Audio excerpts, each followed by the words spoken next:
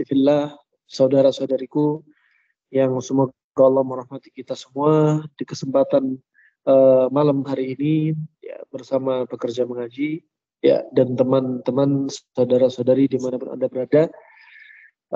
Pada kesempatan kali ini kita akan membahas satu tema yang sebenarnya untuk mengingatkan kita, yaitu terapi healing ketika Anda mendapat musibah. Sengaja tema ini kita pilih karena saudara-saudara kita yang terdampak musibah di daerah Cianjur ya, dan terapi ini bisa dipraktekkan untuk mereka yang tertimpa musibah. Tetapi sebagaimana disebutkan Nabi SAW, al-mu'min kal jasadil wahid, bahwasanya seorang mukmin itu seperti satu jasad. Ya, dalam sabdanya al-mu'min lil mu'min kalbunyan, al-mu'min lil mu'min kalbunyan yashuddu ba'dahu ba'dan. Seorang mukmin bagi mukmin yang lainnya seperti bangunan yang saling menguatkan satu sama lain yang lainnya. Kalau ada satu organ yang sakit, ya sampai organ yang lainnya merasa sakit. Ketika ada satu organ yang sakit, maka mata ini sulit untuk dipejamkan karena rasa sakit tersebut dari organ yang sakit. Ini menunjukkan seorang mukmin ketika mendapati saudara-saudaranya yang mengalami yaitu dirundung duka gempa bumi, maka apa? Kita juga ikut merasa sakit. Nah, dan kita posisikan seandainya kita pada posisi mereka, ya kita yang mengalami musibah tersebut, bagaimana kira-kira terapi healing untuk kita? Nah, perlu dibekelit berupa ilmu yang diajarkan Nabi SAW, baik datang dari Al-Quran ataupun datang dari As-Sunnah. Pertama, bahwasanya musibah yang menimpa kita tidak lain sebenarnya sudah merupakan takdir Allah Subhanahu wa taala. Sebagaimana dalam firman-Nya dalam surat Al-Hadid ayat 22, "Ma asaba min musibatin fil ardi wala fi anfusikum illa fi kitabin min qabli an nabra'aha. Inna dzalika 'ala Allah yasir. Likai la ta'sau 'ala ma fatakum wa la tafrahu bima atakum. Wallahu la yuhibbu kulla mukhtalin fakhur."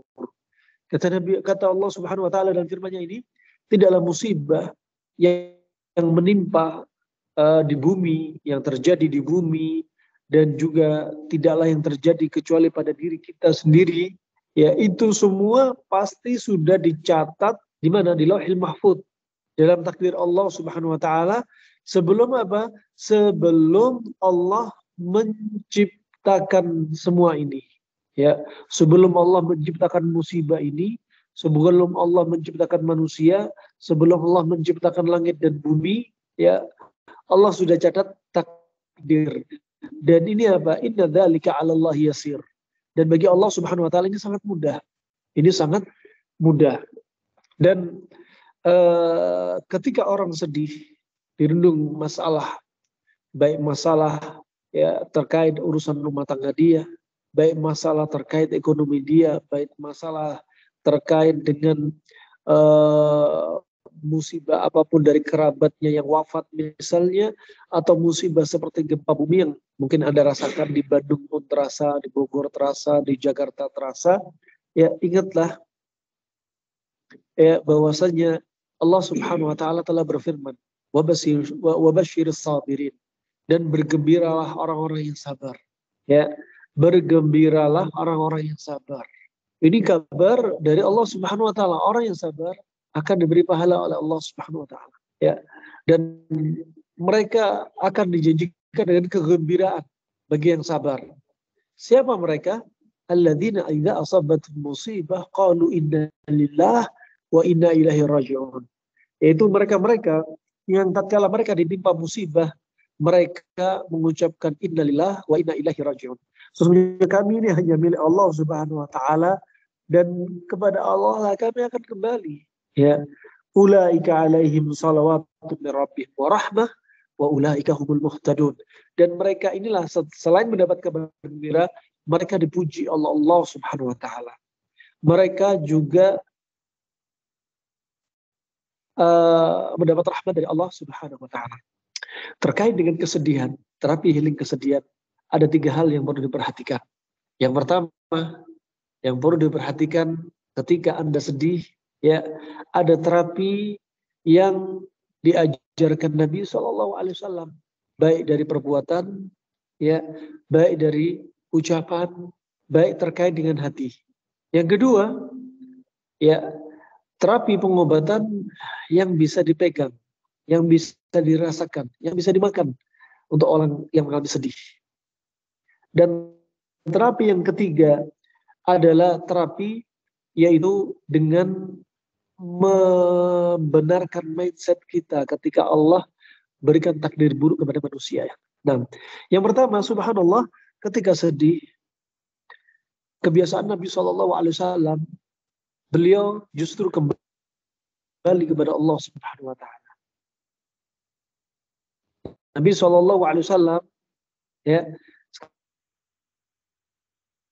sekarang kalau kita lihat siapa orang nggak pernah sedih, kita mungkin banyak juga mengalami sedih. Tapi alangkah baiknya seandainya kesedihan kita yang kita rasakan, ya, kita lakukan apa yang Nabi ajarkan, akan menjadi nilai pahala, cepat move on dari sedih dan sebagainya. Contohnya ketika sedih, yang sering dilakukan Nabi SAW, Nabi sholat. Nabi berkata kepada Bilal, ya Bilal, aqimis shalah. Hati ini tenang kalau kita sholat. Subhanallah, ajib. Ya. Kemudian juga kebiasaan Nabi SAW ketika sedih, ya, di antaranya Nabi sering membaca zikir ataupun doa-doa. Zikir ataupun doa-doa.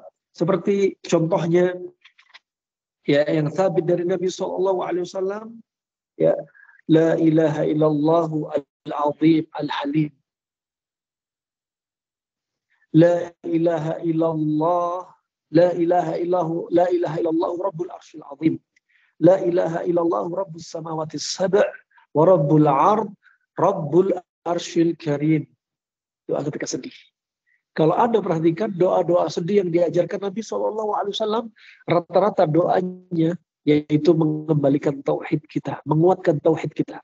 Ketika kita sedih di fitnah, ketika kita sedih ada masalah rumah tangga, ketika kita sedih, ya, terkait dengan keuangan, ketika kita sedih ada keluarga yang meninggal, ketika kita sedih dalam keadaan terhimpit, ketika sedih terkena musibah, nih, tingkatkan la ilaha illallah. La ilaha illallah al-azim al-halim. La ilaha illallah rabbul arshil azim. La ilaha illallah, la ilaha illallah rabbus samawati sab' wa rabbul ard, rabbul arshil karim. Ini subhanallah. Sedih, tingkatkan tauhid kita kepada Allah Subhanahu wa taala. Begitu pula ketika sedih, juga di antaranya sebagaimana dalam hadis, ya, yang dihasankan oleh Syekh Al-Albani rahimallahu taala, menjadi hadis hasan di ghairi, doa yang sangat indah dari Abi Bakrah riwayat Abu Daud. Allahumma rahmataka arju wa la takilni ila nafsi tarfata 'ainin wa aslih li sya'ni kulla la ilaha illa ant. Ya Allah, rahmatmu aku harapkan ya Allah. Jangan biarkan mataku, jangan biarkan diriku sendirian sekejap mata pun ya Allah. Perbaikilah semua urusanku ya Allah. Tidak ada Tuhan yang berhak disembah kecuali Engkau ya Allah. Doa sangat indah. Begitu pula ketika sedih, sebagaimana yang dilakukan Nabi Yunus alaihissalam ketika ditelan dalam perutnya ikan paus. Ya, bagaimana nggak sedih meninggalkan kaumnya yang tidak menerima dakwah ajakan dia untuk berislam. Ya, dia sedih ada di dalam paus, nggak tahu ada jendela, nggak tahu ada cahaya, nggak tahu kapan keluar. Ya, apa yang dia baca? Dia pertama merasa itu kesalahan dia. Dan kedua meningkatkan la ilaha illallah. Yang beliau baca la ilaha illa ant subhanak inni kuntu minadh dhalimin. Ya, nggak ada sembahan yang berhak disembah kecuali Engkau ya Allah. Sesungguhnya aku dulu sebelumnya aku termasuk orang yang zalim. Subhanallah. Jadi ketika sedih, akui kesalahan kita. tingkatkan tauhid kita kepada Allah Subhanahu wa taala. Juga kadang ketika sedih, ya, bisa Anda baca seperti Allahumma inni a'udzubika minal kasali wal hazani wal ajazi wal kasali wal bukhli wal jabali wa da'ini wa ghalabati rijali, dan riwayat yang sangat banyak.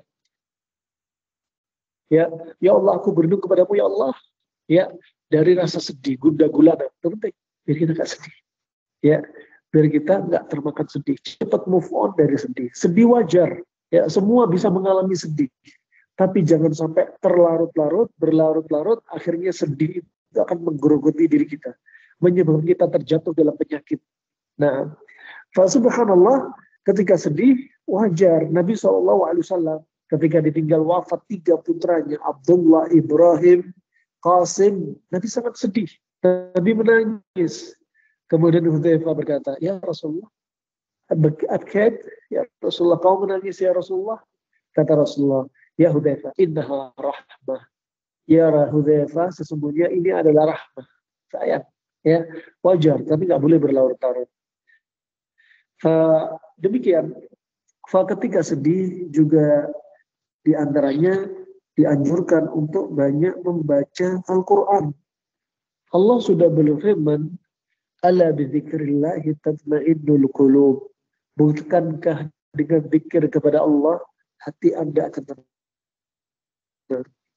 jiwa Anda akan tenang, ya.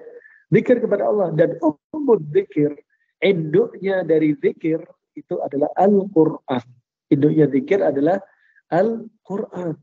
Nah, ketika sedih juga hendaknya banyak infak dan sedekah. Itu penting. Banyak infak dan sedekah. Nah, Nabi bersabda, da'wa mardakum bis sadaqah. Hadits hasan li ghairi. Obatilah penyakit Anda dengan sedekah. Termasuk penyakit apa? Kesedihan yang disebabkan karena sedih. Ya, jangan bilang sedih nggak menimbulkan penyakit. Sedih bisa menimbulkan penyakit. Berapa banyak orang sedih bisa menimbulkan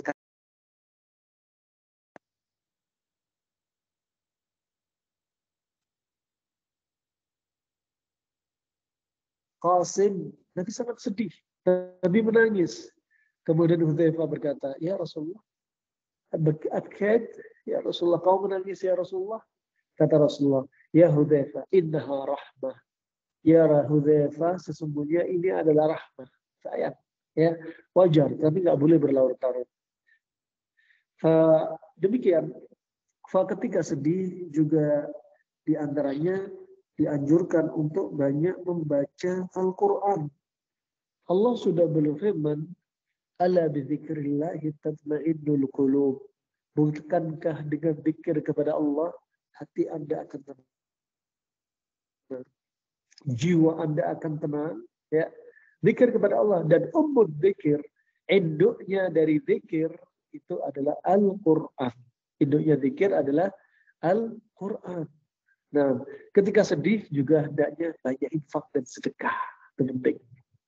Banyak infak dan sedekah. Nah, Nabi bersabda, da'wa mardakum bis sadaqah. Hadits hasan li ghairi. Obatilah penyakit Anda dengan sedekah. Termasuk penyakit apa? Kesedihan yang disebabkan karena sedih. Ya, jangan bilang sedih nggak menimbulkan penyakit. Sedih bisa menimbulkan penyakit. Berapa banyak orang sedih bisa menimbulkan kanker karena sedih, panasnya karena yang ditimbulkan sedih, dendam, panik, amarah berlebihan, takut berlebihan. Semua psikis ini sifatnya panas dan akan menyebabkan darah yang panas lembab menjadi semakin panas dan kental, dan potensi terjadi stagnasi peredaran darah, dan saat itu akan mengalami benjolan-benjolan itu dan kanker. Ya, berapa banyak orang sedih, menahan sedihnya, timbullah pembengkakan kelenjar tiroid, ya, kondok, kelenjar kondok, karena tiroid yang naik. Nah, ini rahmatullah. Orang yang sedih juga menimbulkan di antaranya sebagaimana disebutkan firman Allah Subhanahu wa taala, wa biyaddat aynahu minal husni fa huwa kadhib, dan kedua mata Nabi Yakub memutih, ya. Memutih karena apa? Karena sedih. Sedih yang menumpuk, amarah yang menumpuk, panik juga berlebihan. Akhirnya matanya terdampak karena sedihnya menjadi putih dan disebut kedokteran modern adalah karena katarak. Ya, kalau dibahas sebagaimana pembahasan kencing manis dibagi menjadi dua, kencing manis yang basah dan kering. Kencing manis yang basah biasanya karena unsur makanan. Sedangkan kencing manis yang kering biasanya karena depresi, ya pikiran, stres. Ya, kencing manis yang basah karena makanan, yang kering adalah karena pikiran. Dan Nabi Yakub alaihissalam dohirnya karena pikiran. Sedihnya karena dipisahkan dari Nabi Yusuf alaihissalam. Sehingga sedihnya beliau mendalam, berkepanjangan yang lama, dan berlebihan menimbulkan kebutaan pada mata. Ulama atau ahli pengobat di zaman sekarang, ahli laborat juga meneliti bahwasanya ternyata Nabi Yakub terkena katarak. Putihnya yaitu katarak. Wallahu a'lam bissawab. Banyak lagi doa-doa ya kesedihan yang sahih dari Nabi SAW. Kemudian ketika sedih, ya Anda mendapat musibah, apapun musibah yang Anda rasa, sebagaimana diajarkan Rasulullah SAW mengajarkan kepada Abu Salamah, dan Abu Salamah mengajarkan kepada Ummu Salamah. Ketika sedih hendaknya yaitu apa? Membaca innalillah wa inna ilaihi raji'un. Allahumma ajirni fi musibati wa akhlif li khairan minha. Ya, sesungguhnya kami ini hanya milik Allah. Ya, dan hanya kepada Allah lah kami akan kembali.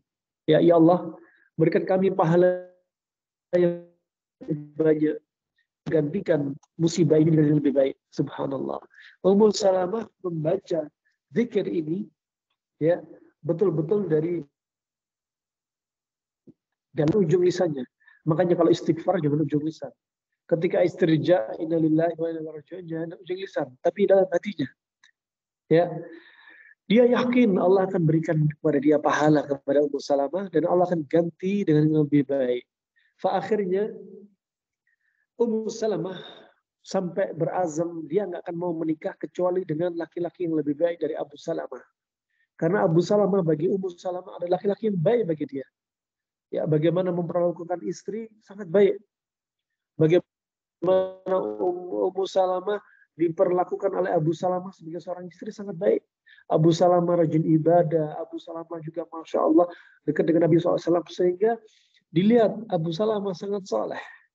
Dan Ummu Salamah tidak menginginkan suami kecuali lebih saleh daripada Abu Salamah. Subhanallah, tak lama kemudian ternyata Allah menggerakkan hati Nabi Muhammad SAW untuk kemudian meminang Ummu Salamah. Sampai Ummu Salamah hampir nggak percaya. Dan dia berkata, ya Rasulullah, aku sudah tua. Kemudian kata Rasulullah, Ummu Salamah, bukankah aku lebih tua daripada kamu? Dan seterusnya sampai terjadi pernikahan. Subhanallah. Nah, ini musibah dari ditinggal suami ternyata berujung dengan Rasulullah melamar Ummu Salamah. Ummu Salamah dapat pahala dan Ummu Salamah dapat suami lebih baik daripada Abu Salamah. Sebaik-baik manusia sepanjang masa dari Adam sampai hari kiamat adalah Nabi Muhammad SAW. Nah, ini rahmatullah jami'an. Kemudian terkait dengan sedih, ada terapi yang lainnya, ya, untuk menghibur orang yang sedih. Ima dihibur dari luar, seperti dan lain sebagainya, atau dari diri kita, bagaimana menjadikan diri kita move on dari sedih, seperti lupakan kesedihan, ya. Kemudian, masya Allah, di antara disebut dari Ibnu Qayyim rahimahullah, untuk menyejukkan hati, menyegarkan hati, hendaknya apa? An-nazar ilal khudar, lihatlah pemandangan yang hijau. Wa nazar ila thamar, lihatlah pemandangan yang berupa buah-buahan. Wa nazar ilal ma'il jari, dan lihatlah air-air yang mengalir. Ini juga menyejukkan hati, menghilangkan kesedihan. Yang demikian tidak mengapa. Ya, demikian tidak mengapa. Juga di antaranya untuk kesedihan. Yang berikutnya adalah terapi yang bisa dipegang, yaitu sebagaimana ma'ruf talbinah atau tepung gandum. Sudah kita bahas, dan insya Allah kita akan bahas kembali di hari Sabtu insya Allah, ya, Hari Sabtu kajian duha insya Allah bersama Jisal Mengaji ya, Masjid Al-Ukhuwah. Kita akan bahas spesial tentang talbinah. Ya, kok bisa talbinah untuk sedih? Ya, bagaimana talbinah kok bisa menjadi pilihan Nabi SAW bagus untuk sedih? Yang Nabi SAW sudah bersabda, at-talbinatu mujimmatun lil fuadi tudhibu li ba'dil huzni. Talbinah, ya, talbinah itu untuk merilekskan jiwa dan menghilangkan sebagian rasa sedih. Ini Nabi bersabda, kita harus mengimani. Ya, kita harus mengimani. Wallahu a'lam bishawab. Kemudian berikutnya terakhir adalah bagaimana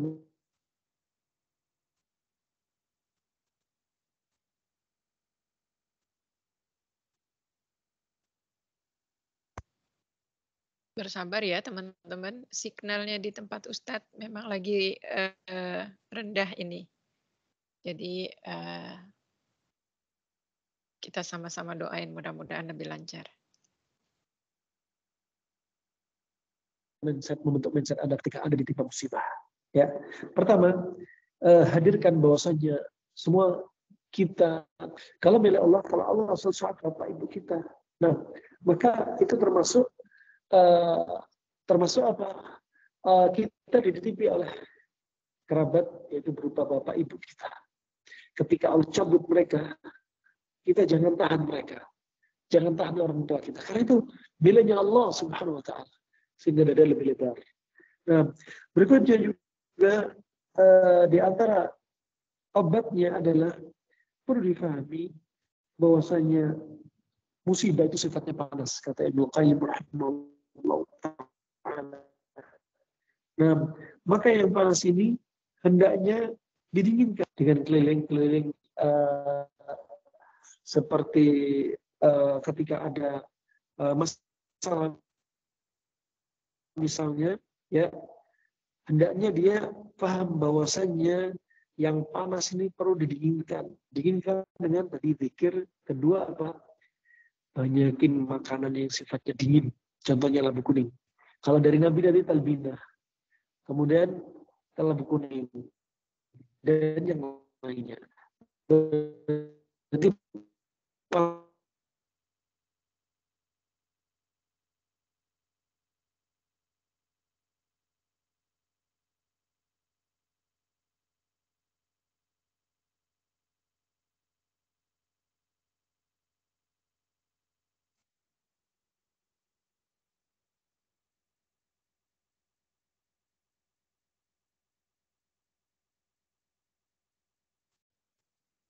tantangannya apa? Yang panas-panas. Ya.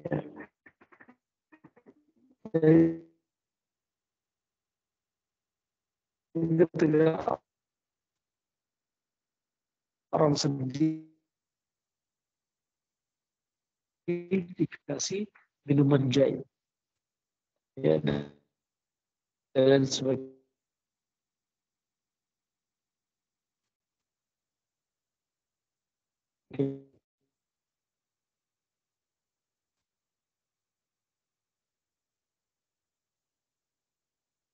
Masih mohon bersabar ya teman-teman.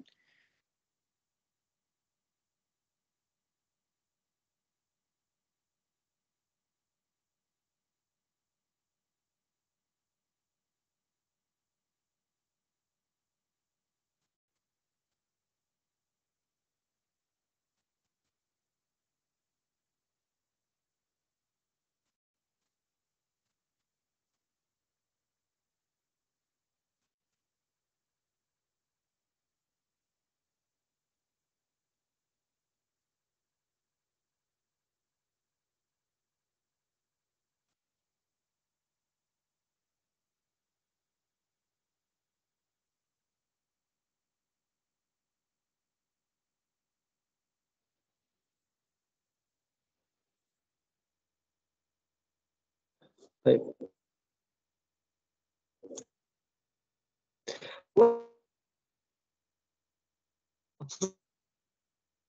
Enggak, sorry.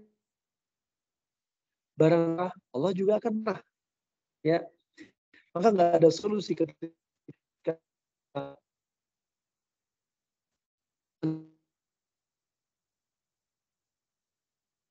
Anda mendapat musibah, sabar dan ridho. Karena ketika marah, maka dia bermusibah.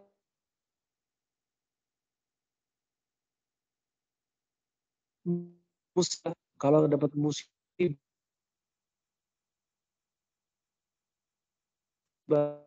akan hukum sunnah dan mengatakan bersyukur kepada Allah. Nah, sekali lagi musibah demi musibah Allah lepas satu musibah yang terusnya berbala wal mu'minah ya fi malihi wa waladihi wa nafsihi hatta yalqallahu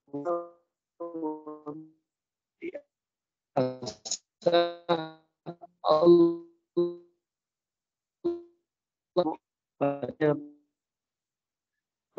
pasti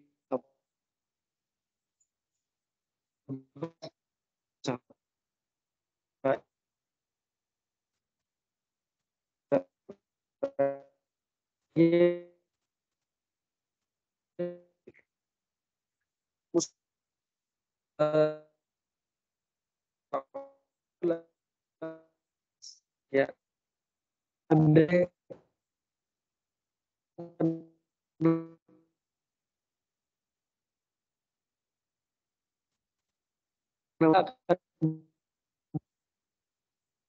karena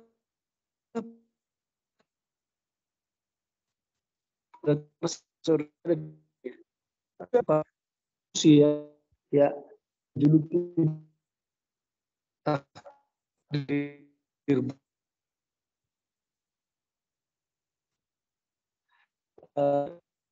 menurut kita subhanahu wa ta'ala ini mengan bunai ya bunai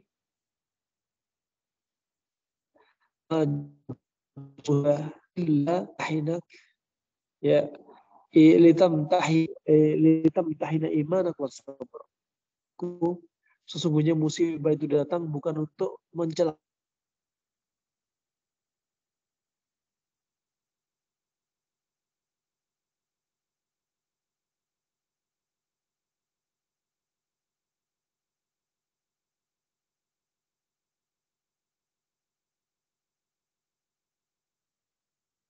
binatang buas.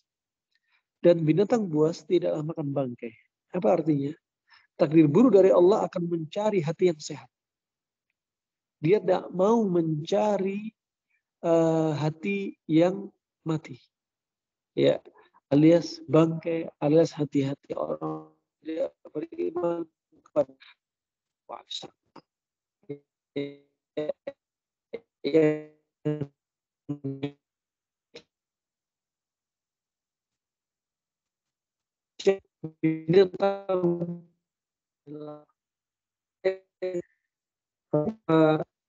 hadis Nabi sallallahu alaihi wasallam huffatil jannah bil makari wa huffatin nar. Bahwasanya ya bahwasanya jannah surga itu apa dipenuhi dengan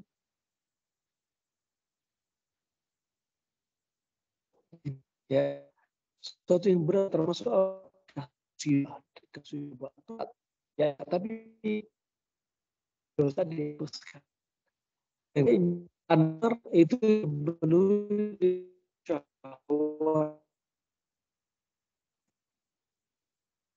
dengan hal bisa bagi Anda yang sedih, ini salah satu terapinya. Jangan lupa juga sholat malam. Ratu solusinya sedih malam sholat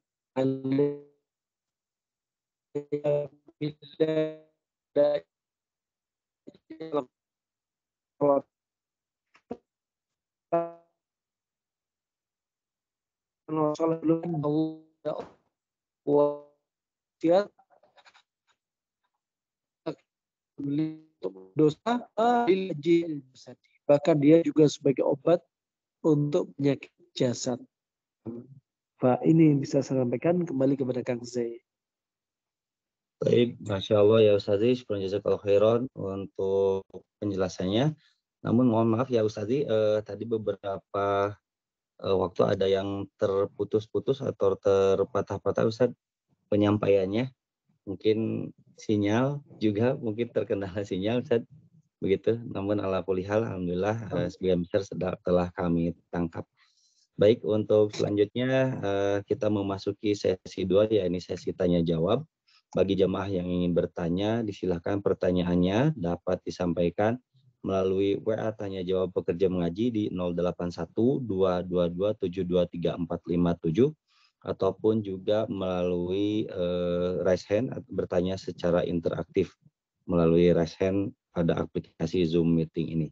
Baiklah, di sini baru ada yang masuk satu pertanyaan. Akan Ana bacakan yang pertama. Bismillahirrahmanirrahim. Bentar, Ana buka dulu.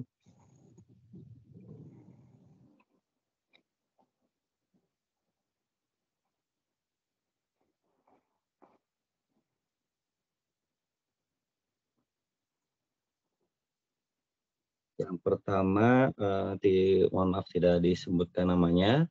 Assalamualaikum warahmatullahi wabarakatuh. Waalaikumsalam warahmatullahi wabarakatuh. Izin bertanya kepada Ustazi, bagaimana mengenai cara menghilangkan kesedihan dengan cara bersedekah. Misalnya dalam keadaan ekonomi yang kurang bagus, apakah sedekahnya harus berupa harta ataukah bisa diganti dengan bentuk-bentuk yang lainnya? Demikian Ustaz pertanyaannya, jazakumullah.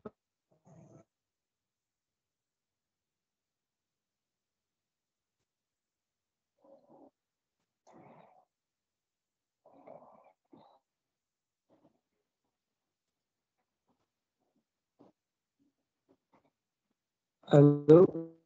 Cek Ustaz, apakah terputus ya? Baik. Ana ulangi pertanyaannya. Mengenai cara menghilangkan kesedihan dengan cara sedekah. Misalkan dalam keadaan ekonomi kurang bagus, apakah sedekahnya harus berupa harta ataukah bisa diganti dengan bentuk-bentuk sedekah lainnya?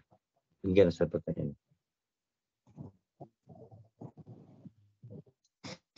Apakah tertangkap Ustaz? Infak ya.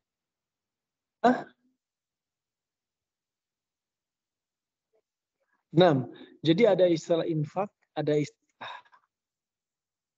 ini masuk kaidah masyarakat. Dua kalimat ini kalau digabung itu punya makna beda. Tapi kalau berpisah disebutkan sedekah saja, infak juga masuk istilah ini. Jika disebutkan infak saja, sedekah masuk istilah infak.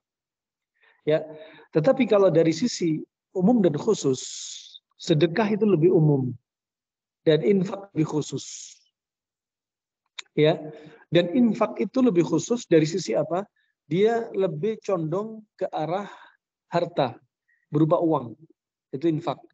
Kalau sedekah lebih umum, ya, bisa uang, bisa pakaian, ya, dan lain sebagainya. Nah, maka Anda kalau bersedekah silahkan, nggak harus uang. Bisa pakaian, bisa makanan, silahkan. Ya, bahan makanan, silahkan. Ya, wallahu a'lam bishawab. Insyaallah itu ya Kang Zaya. Baik, Ustaz. Baik, untuk selanjutnya pertanyaan sisa pertanyaan pekan lalu untuk malam ini baru pertanyaan yang masuk baru satu. Ini pertanyaan selanjutnya, sebentar, pertanyaan dari sisa pertanyaan yang lalu ya. Bismillahirrahmanirrahim.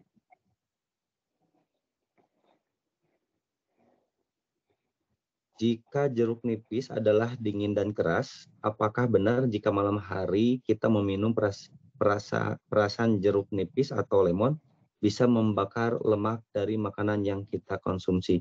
Mohon pencerahannya Ustaz. Syukran jazakallahu khairan. Maksudnya dingin kering. Ya, maksudnya dingin kering.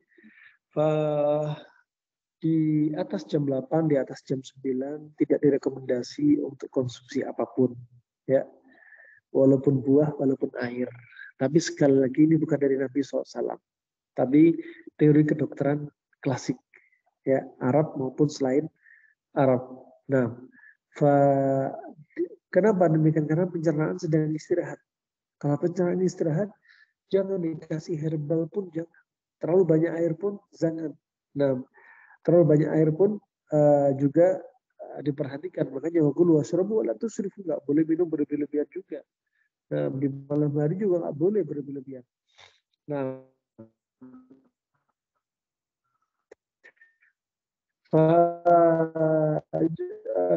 herbal juga demikian. Sekali lagi kalau minum dari jam 8 tidak mengapa. Wallahu a'lam bishawab. Dan sekali lagi, kalau Anda konsumsi misalkan itu adalah disalah selembab pada tubuh Anda. Tubuh Anda panas lembab cocok sama dingin kering dengan jeruk nipis sampai sembuh, tidak mengapa. Wallahu a'lam bishawab. Baik. Selanjutnya pertanyaan dari Dian Ummu Azhar. Bismillahirrahmanirrahim. Assalamualaikum warahmatullahi wabarakatuh. Waalaikumsalam. Berdasarkan ciri yang Ustaz sebutkan,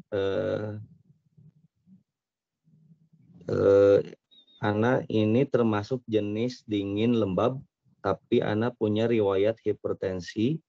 Jadi sebaiknya apa yang perlu Ana hindari?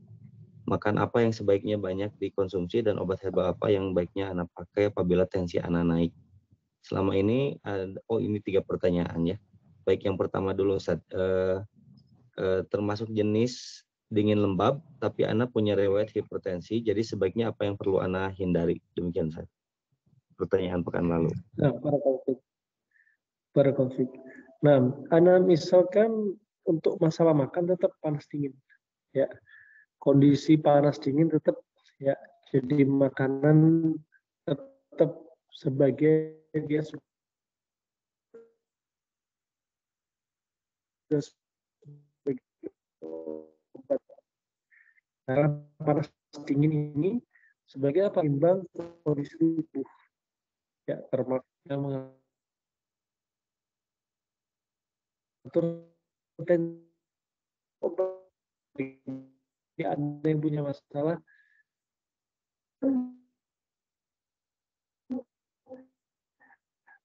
tapi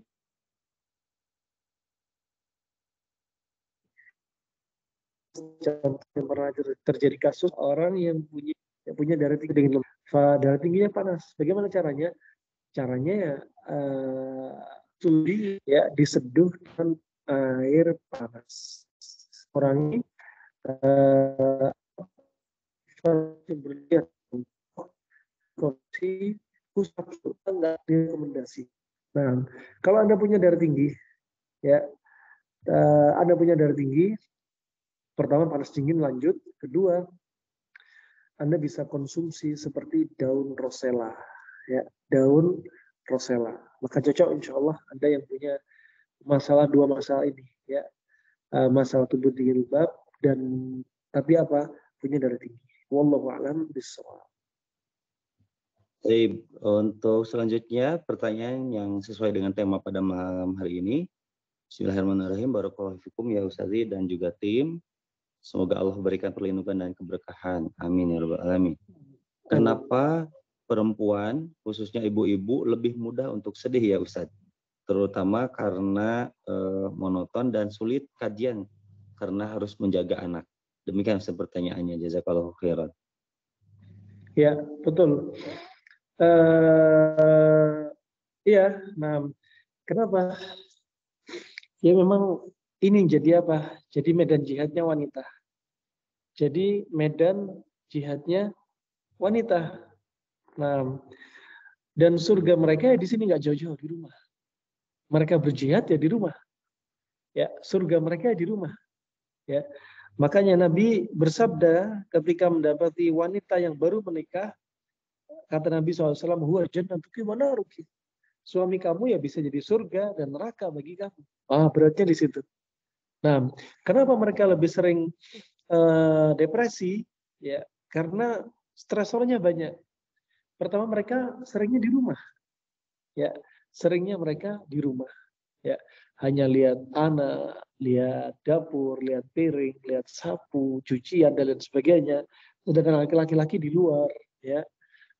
Wanita ada di rumah, jarang keluar, ya. Stresornya lebih banyak. Stresornya lebih banyak. Selain itu, wanita juga haid dan nifas. Yang biasanya emosi ikut labil terkait dengan perubahan hormon, ya, terkait darah yang mendidih dan lain sebagainya. Juga subhanallah, dan Nabi sudah menyebutkan bahwa mereka sebenarnya asalnya, ya, walaupun tidak mutlak, tapi kebanyakan mayoritasnya, apa kata Nabi? Mereka itu naqs akal waddin, kurang agama dan akalnya. Ya, disebutkan Nabi juga mereka seperti apa? Qawarir, seperti gelas-gelas kaca. Memang gampang depresi, gelas kaca, namanya gelas kaca. Si kaum wanita kadang berucap kata-kata yang pedas, tapi suami sabar. Tapi ketika suami membalas satu ucapan, dia langsung pecah hatinya. Karena memang dia harus dilembutin.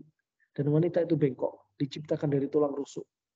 Maka yang bengkok, kaum suami jangan paksakan.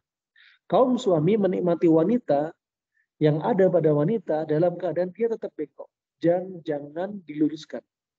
Karena apa kata Rasulullah? Idza kasartaha aqamtaha. Bengkok yang ada pada istri Anda kalau diluruskan, maka patah. Patahnya itu adalah perceraian. Nah, dan Anda lihat ketika munculnya Dajjal, ya, siapa pengikut Dajjal yang paling banyak? Kaum wanita, karena kelemah iman. Di zaman sebelum Nabi, di zaman Nabi dan sampai detik ini, kalau Anda lihat siapa profesi para dukun yang paling banyak, tukang sihir yang paling banyak, kaum wanita. Ya, dan pertama kali yang menyebabkan Adam alaihissalam keluar dari surga gara-gara siapa? Gara-gara wanita. Dan gara-gara apa? Gara-gara perut, urusan makanan dari buah yang dipetik ini. Nah, maka sering juga Nabi SAW setiap setelah Idul Adha, Idul Fitr, Nabi turun, ya, ke arah saf wanita dan Nabi mewasiati mereka. Kenapa? Karena wanita termasuk di antara orang yang paling banyak menjadi penghuni neraka. Nah, paling banyak menjadi penghuni neraka. Makanya Nabi mewasiatkan nih wanita terus. Ayat hadis sering banyak mengingatkan kepada kaum wanita. Nah, wallahu alam bissawab. Insyaallah itu kan sih. Baik. Untuk selanjutnya pertanyaan masih terkait dengan sedih, healing sedih.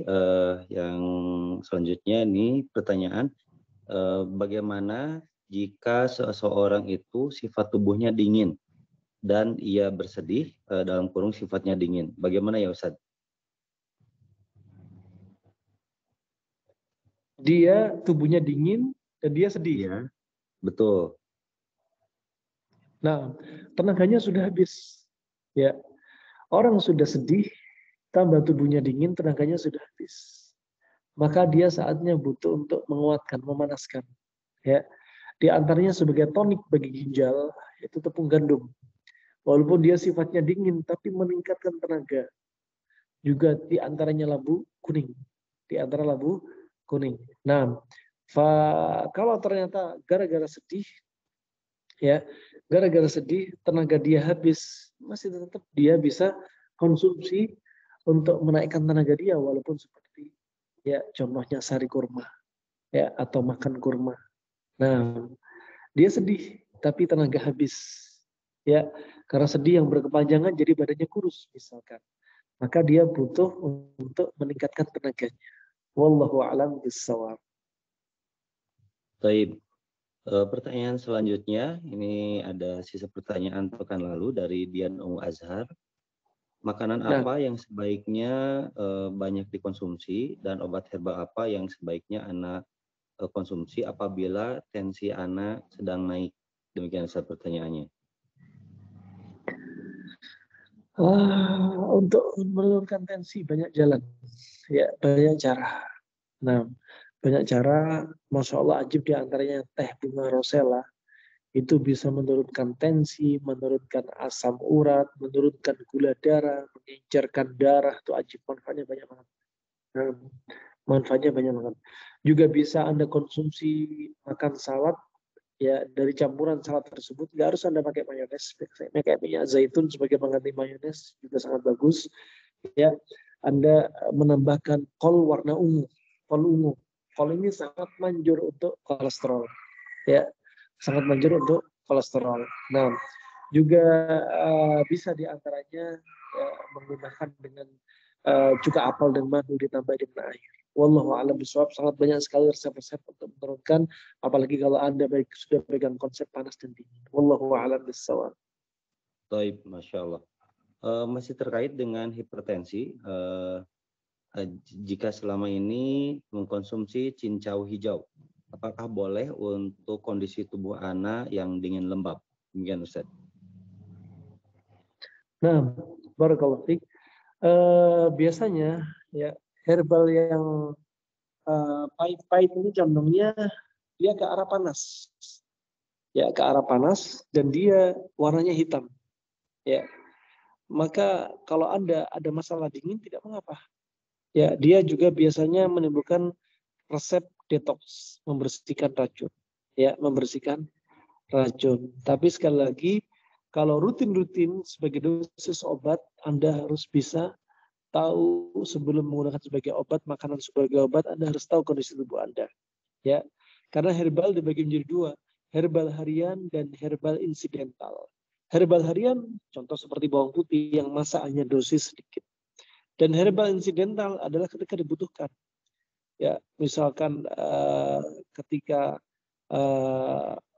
sebelumnya dia hanya sebagai bahan masak dari bawang putih, ketika ada orang sakit asma, dosisnya lain, bukan dosis masak, tapi dosisnya ditingkatkan. Wallahu a'lam bishawab. Baik, di sini sudah ada yang raise hand dari Ibu Wahyu Irawati Yayu. Disilahkan pertanyaannya satu pertanyaan saja ya Ibu. Assalamualaikum ya Ustazi. Waalaikumsalam warahmatullahi wabarakatuh. Ana mau bertanya Ustaz, Silakan. apa khasiat dari cuka kurma Ustaz? Dan ini gimana dengan kalau kita kan kopi itu kurang baik, gimana kalau diganti dengan minum teh gimana Ustaz? Itu aja Ustaz. Nah, kopi sah saja, kopi baik dikonsumsi pada waktunya. Ya, misalkan siang hari, sore hari itu sangat baik sekali. Nah, subhanallah kalau jadikan dosis obat dikonsumsi di pagi hari tidak mengapa. Ya, misalkan tentunya kopinya kopi asli ya, kopi yang digiling bukan digunting. Ya, misalkan dijadikan sebagai yang panas kering ini untuk mengatasi dingin lembab tidak mengapa. Nah, jika mencocoki dengan satu penyakit. Nah, wallahu a'lam bishawab. Kemudian tadi selain kopi apa tadi? Cuka kurma Ustaz, maksudnya itu cuka kurma khasiatnya apa dan minumnya tuh waktu minumnya yang baiknya kapan Ustaz? Itu aja Ustaz. Nah, cuka banyak sekali cuka. Cuka yang sering didapati di zaman Nabi SAW, cukanya dari cuka zabib, cuka kismis, ya, juga termasuk cuka kurma, ya, termasuk cuka kurma. Sifatnya apa? Seperti keumuman cuka, dan cuka sifatnya panas, ya, sifatnya panas. Dan manfaatnya apa? Di antara manfaat yang paling sering kami gunakan, memanfaatkan dari fungsi cuka, yaitu cuka ini digunakan bisa untuk mengencerkan darah. Ya, membersihkan kotoran-kotoran di usus. Nah, juga di antara manfaat cuka juga bisa sebagai antiseptik. Ya, banyak sekali manfaatnya. Nah, untuk mereka yang batuk kronik atau seperti orang yang kena long COVID, dahaknya sudah kental seperti lem, itu ajib subhanallah. Dalam hitungan singkat, ya cuka ini kalau dicampur dengan madu bisa menghancurkan dahak, menghilangkan kekentalan darah. Wallahu a'lam bishawab. Baik. Demikian pertanyaan dari Ibu Wahyu Irawati Yayu. Dan ini merupakan satu pertanyaan terakhir. Bismillahirrahmanirrahim. Assalamualaikum warahmatullahi wabarakatuh. Ustadz, kenapa tenggorokan dan lidah saya kering terus ya? Apa penyebabnya dan bagaimana cara mengatasinya? Demikian saya. Barakallahu fiik. Lihat penyebabnya. Jika penyebabnya dari lambung terlalu panas, asam berlebihan, ya, maka apa? Maka asam lambung tadi akan naik ke atas dan menyebabkan lidah, gusi, bibir kering, akan pecah-pecah. Kemudian jika penyebabnya karena psikis atau sedih, juga bisa. Bukan hanya tenggorokan kering, air mata pun juga sudah habis kering. Kenapa? Karena terlalu banyak sifat panas. Itu simpel banget. Ya, Anda lihat sebabnya dari yang mana. Wallahu a'lam bishawab. Cukup insyaallah. Baik, sudah pukul 21 tepat waktu Indonesia Barat. Meskipun ada yang sudah raise hand, yang ingin bertanya. Itu kayaknya bagaimana Ustaz? Apakah diperkenankan? Lanjut aja, enggak apa boleh, baik.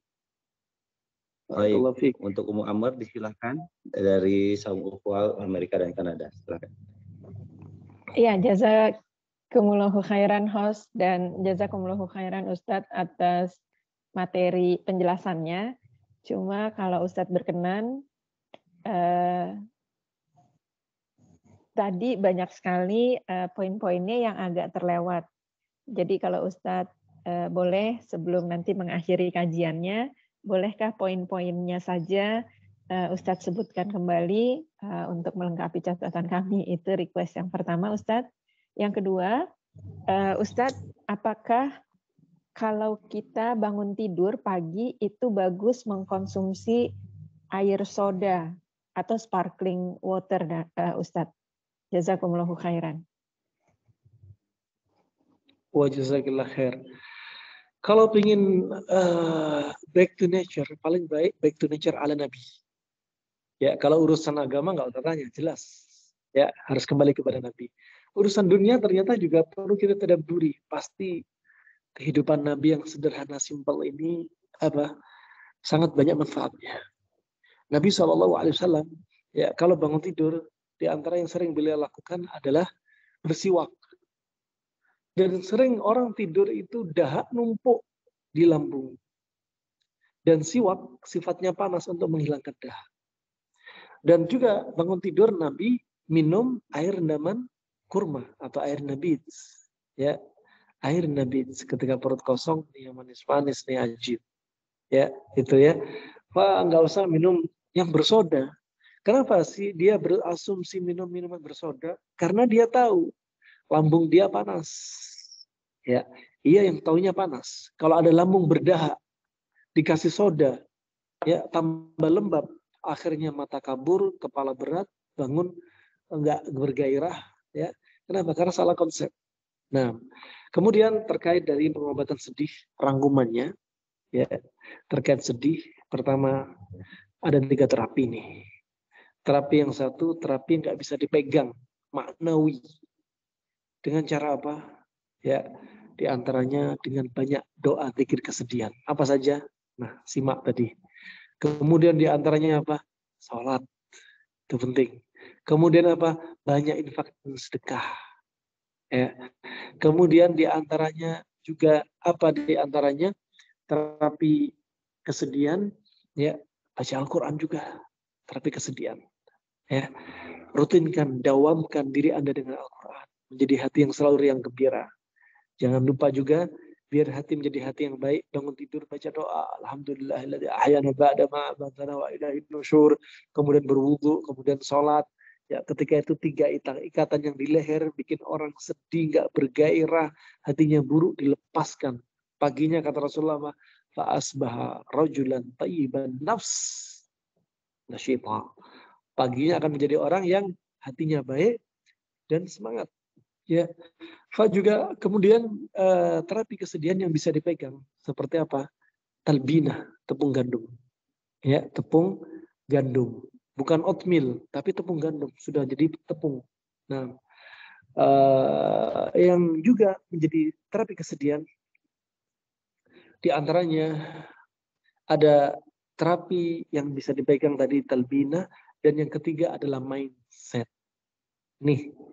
Mindset kita ketika sedih, ketika dapat musibah, ingat musibah orang yang lebih besar daripada kita. Jangan lihat musibah yang orang lebih kecil musibahnya daripada kita.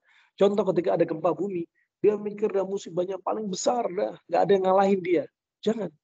Pikir orang yang gempa bumi dulu di Lombok 1400 kali gempa bumi sampai Rinjani hilang separuh. Subhanallah, mereka tidur berhari-hari, berbulan-bulan di luar rumah dan sebagainya. Pikir yang lebih berat.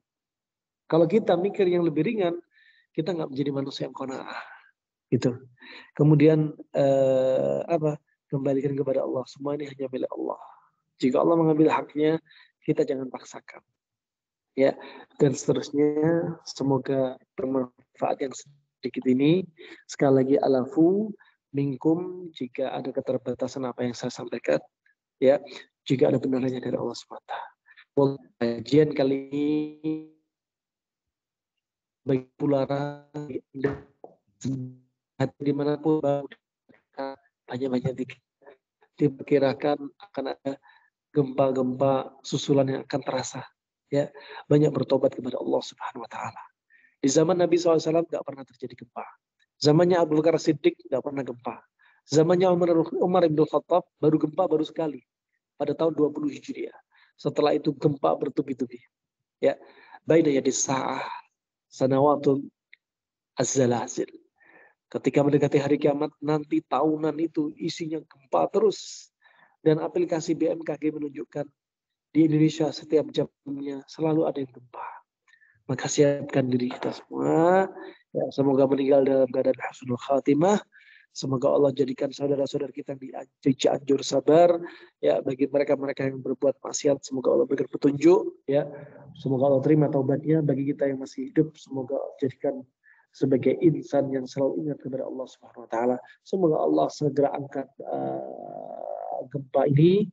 Ya, semoga Allah bersihkan kesyirikan, Allah bersihkan amalan-amalan enggak diridhai oleh Allah. Aku lillahi qauli hadza subhanakallahumma wa bihamdika asyhadu an la ilaha illa anta astaghfiruka wa atubu ilaik. Wassalamualaikum warahmatullahi wabarakatuh. Waalaikumsalam warahmatullahi wabarakatuh. Jazakallahu khairan.